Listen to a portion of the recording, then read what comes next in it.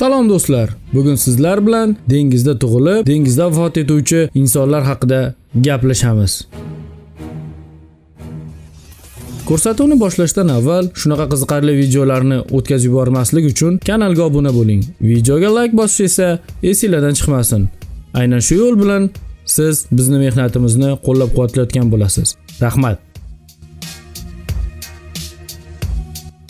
Ular umuman quruqlik ko'rishmaydi. Tanishing Bajau xalqi.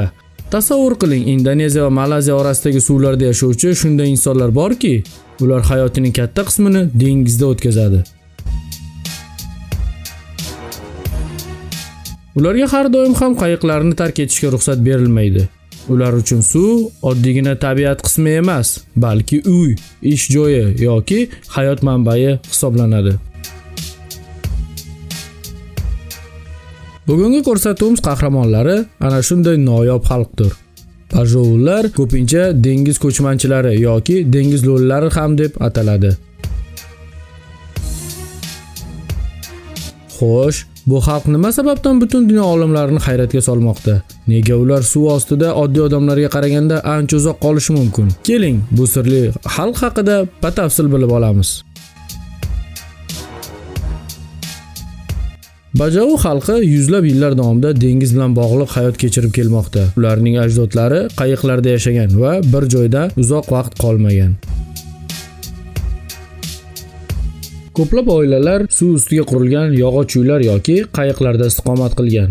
Ular uchun quruqlik ikkinchi darajali ahamiyatga ega bo'lgan. Tarixchilarning fikricha, Bajaular Janubiy Sharqiy Osiyoning eng qadimiy dengizchi xalqlaridan biri hisoblanadi. Ular dengiz yo'llarini zamonaviy xaritalarsiz ham mukammal bilishgan. Bajaularni mashhur qilgan eng katta xususiyat ularning sho'ng'ish qobiliyatidir.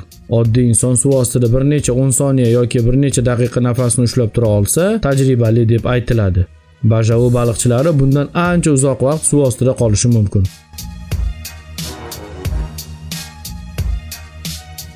Ajablanarlisi, ular 30 metr chuqurlikkacha sho'ng'iy olishadi. Olimlarning o'tkazgan tadqiqotlarida bajaularning talog'i o'rtacha insonnikiga qaraganda kattaroq ekanligi aniqlangan. Taloq organizmga qo'shimcha kislorod zaxirasini taqdim etadi. Shu sababli ular suv ostida uzoqroq ishlay oladi. Bu qobiliyat asrlar davomida dengiz hayotiga moslashish natijasida shakllanib kelgan.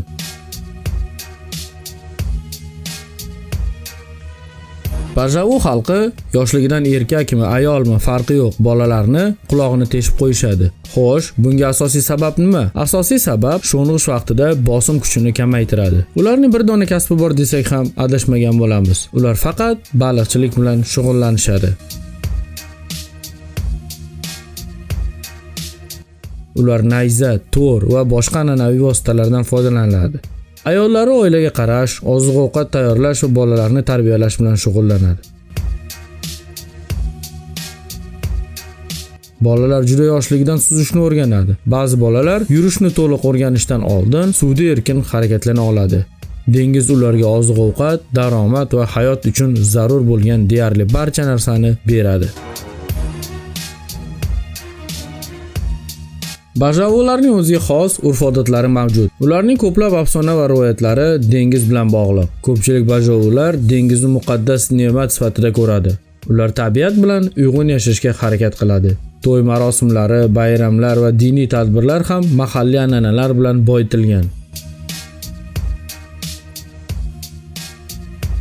Asrlar davomida shakllangan bu madaniyat bugungi kungacha saqlanib qolgan. So'nggi yillarda Bajau xalqining hayoti sezilarli darajada o'zgarmoqda. Ko'plab oilalar quruqlikka ko'chib o'tmoqda. Bolalar maktablarda ta'lim olmoqda va zamonaviy kasblarni egallamoqda. Biroq bu jarayon bilan birga ayrim urf-odatlar va an'analar yo'qolib bormoqda. Bundan tashqari, dengiz ifloslanishi va baliq resurslarining kamayishi ham ularning hayotiga salbiy ta'sir ko'rsatmoqda. Bajau xalqi inson va tabiat o'rtasidagi uyg'unlikning noyob namunasi hisoblanadi. Ular asrlar davomida dengiz bilan birga yashab, o'ziga xos madaniyat va hayot tarzini shakllantirishdi.